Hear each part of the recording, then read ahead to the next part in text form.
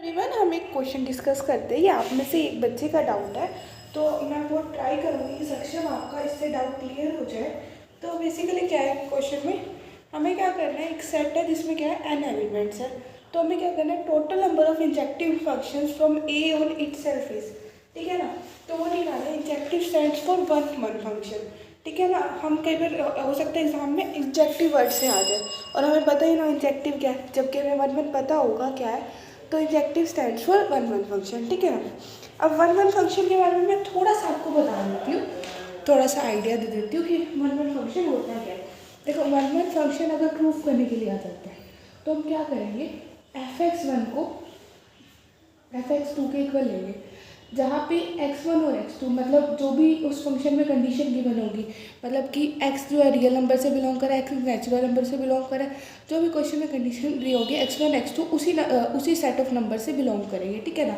और fx1 is equal to fx2, अगर इससे x1 is equal to x2 ये बात प्रूफ कर पाए तो हमारा फंक्शन वन होता है। और इस तरह क्वेश्चन एग्जाम में आएगा ही आएगा 1 या 2 मार्क में, ठीक है। डेफिनेटली आता है वन पे क्वेश्चन, ठीक है। तो अब हमारे क्वेश्चन पे आते हैं। देखो बेसिकली देखो वन उससे पहले एक बार थोड़ा सा मैं वन के बारे में थोड़ा सा और एक्सप्लेन कर देती हूँ, ठीक है। बेसिकली एक फंक्शन कंसीडर कर लो जो x से y पे है, ठीक है ना। x एक कोई सेट है, जैसे इसमें हम मान लेते हैं 1 2 3, ठीक है, ये x सेट है, ठीक है। ये कोई a b c d, ठीक है ना। तो मतलब अगर हमने 1 को a के साथ कनेक्ट कर दिया, 2 को हमने d के साथ c के साथ कनेक्ट कर दिया, 3 को हमने b के साथ कनेक्ट कर दिया, ये y है।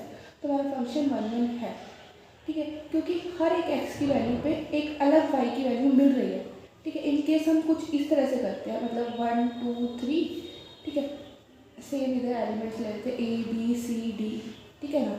1 को हमने a के साथ कर दिया, 2 को हमने b के साथ कर दिया, 3 को भी हमने b के साथ कर दिया। This is not one, this is manual, ठीक है। तो मतलब सिंपल लैंग्वेज में मैं आपको समझा रही हूँ, ठीक है। तो यही था हमारा फंक्शन कि ना, अगर मतलब x के जो मतलब एलिमेंट्स है ना, उनकी एक डिस्टिंक्ट यानी कि डिफरेंट इमेज मिल रही है इन y, तो हमारा फंक्शन जो है ना वो वन होता है, ठीक है। अब हमारे क्वेश्चन पे आते हैं, ठीक है। क्या गिवन है, एक सेट है जिसमें m एलिमेंट्स है, सॉरी m नहीं है, n एलिमेंट्स है, ठीक है। और हमने इंजेक्टिव फंक्शंस निकाल लिए। अब इस केस में क्या है, मतलब कि x और y की वैल्यू इक्वल है, मतलब जैसे कि अगर 1 2 3 इधर है ना, तो 1 2 3 ही इधर है, ठीक है, ठीक है, क्योंकि फ्रॉम ऑन इटसेल्फ है ये क्वेश्चन में गिवन है हमें, ठीक है। तो हम क्वेश्चन पे आते हैं। तो अब हमें जो पता है कि इसमें आउटपुट जो सेट है, यानी कि जिससे हमें इमेज मिलेगी, उसमें कितने एलिमेंट्स हैं, जितने ए में है दैट इज n एलिमेंट्स है, ठीक है। तो अब ये जो m आउटपुट एलिमेंट्स है कैन बी, मतलब ये इनको परम्यूट कर सकते हैं हम कितने वेज में परम्यूट कर सकते हैं, इन m फैक्टोरियल वेज, ठीक है ना। तो ये क्या है, देखो ये जो m आउटपुट एलिमेंट्स है ना,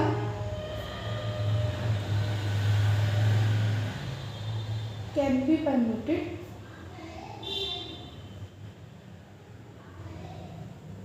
इन जो है ना अमंग देमसेल्व्स।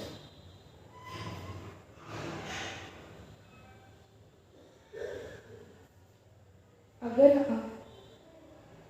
ये m फैक्टोरियल बेस, ये हम तब की बात कर रहे हैं जब आउटपुट सेट में m एलिमेंट्स होंगे, और फिर फर्दर हम m को n के इक्वल ले लेंगे, वो बाद की बात है।